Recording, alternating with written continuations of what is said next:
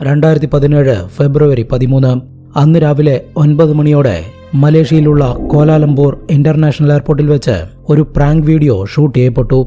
ജപ്പാനിലുള്ള ഒരു യൂട്യൂബ് ചാനലിന് വേണ്ടിയാണ് ആ ഷൂട്ട് നടന്നത്. ജെയിംസ് എന്നൊരു വ്യക്തിയായിരുന്നു ഷോ പ്രൊഡ്യൂസർ. ഇന്തോനേഷ്യയിൽ നിന്നും വിയറ്റ്നാമിൽ നിന്നുമുള്ള 2 പെൺകുട്ടികളാണ് ആ പ്രാങ്ക് വീഡിയോയിൽ അഭിനയിച്ചിരുന്നത്.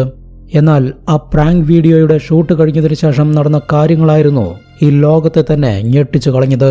ആ പെൺകുട്ടികൾ ഏതാനും ദിവസങ്ങൾക്കകം അറസ്റ്റ് ചെയ്യപ്പെട്ടു. കാരണം അവർ ചെയ്തത് വെറുമൊരു പ്രാങ്ക് ആയിരുന്നില്ല, വെൽ പ്ലാൻഡ് മർഡർ ആയിരുന്നു. അതും ലോകരാജ്യങ്ങൾ മുഴുവൻ ബാൻ ചെയ്ത ഒരു മാൻ മെയ്ഡ് കെമിക്കൽ വെപ്പൺ ഉപയോഗിച്ച് നടത്തിയ കൊലപാതകം. ലോകത്തെ മുഴുവൻ നടുക്കിയ ആ കൊലപാതകത്തെക്കുറിച്ചുള്ള നമ്മുടെ ഇൻവെസ്റ്റിഗേഷൻ ഇവിടെ ആരംഭിക്കുന്നു. Welcome back.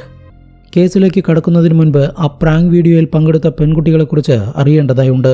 എന്നാലേ ഇത് എത്ര വെൽ പ്ലാൻഡ് മർഡർ ആണെന്നുള്ള കാര്യം അറിയാൻ കഴിയൂ. ആദ്യത്തെ പെൺകുട്ടിയുടെ പേര് സിറ്റി ആയിഷ. ഇന്തോനേഷ്യയിലെ ഒരു ചെറിയ ഗ്രാമത്തിൽ സാമ്പത്തികമായി വളരെ പിന്നോക്കം നിൽക്കുന്ന ഒരു കുടുംബത്തിലായിരുന്നു ആയിഷ ജനിച്ചത്. വളരെ ചെറിയൊരു വീടായിരുന്നു അവളുടേത്. കഷ്ടപ്പാടുകൾ നിറഞ്ഞ ബാല്യകാലം. അതുകൊണ്ട് ചെറുപ്പത്തിൽ തന്നെ ആയിഷയുടെ മനസ്സിൽ ഒരാഗ്രഹമേ ഉണ്ടായിരുന്നുള്ളൂ. എങ്ങനെയെങ്കിലും കഷ്ടപ്പെട്ട് നല്ല രീതിയിൽ സമ്പാദിക്കണം, കുടുംബത്തിനായി നല്ലൊരു വീട് വെക്കണം. അതിനായി 14-ാം വയസ്സിൽ തന്നെ ആയിഷ ജോലി ചെയ്യാൻ തീരുമാനിച്ചു.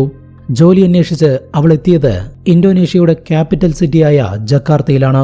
ചെറുപ്പത്തിൽ തന്നെ ടൈലറിംഗ് ജോലികൾ പഠിച്ചിരുന്നതുകൊണ്ട് ഒരു ടെക്സ്റ്റൈൽ കമ്പനിയിലായിരുന്നു ആയിഷയ്ക്ക് ജോലി ലഭിച്ചത്. ദിവസവും 16 മണിക്കൂറായിരുന്നു ജോലി സമയം. 2 വർഷത്തോളം ആ കമ്പനിയിൽ ആയിഷ കഷ്ടപ്പെട്ട് ജോലി ചെയ്തെങ്കിലും കാര്യമായ പണമൊന്നും അവൾക്ക് സേവ് ചെയ്യാൻ കഴിഞ്ഞിരുന്നില്ല.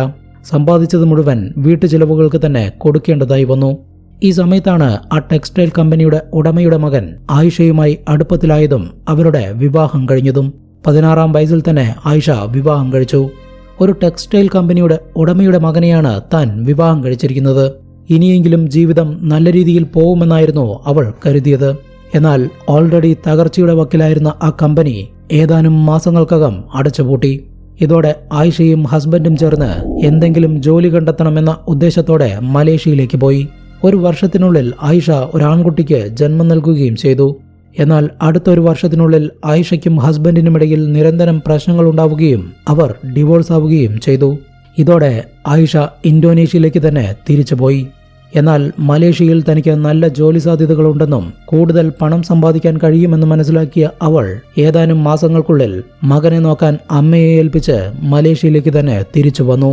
ജോലി അന്വേഷിച്ച് പല സ്ഥാപനങ്ങളിലും കയറിയിറങ്ങിയ ആയിഷയ്ക്ക് ഒരു മസാജ് സെന്ററിലായിരുന്നു ജോലി ലഭിച്ചത്.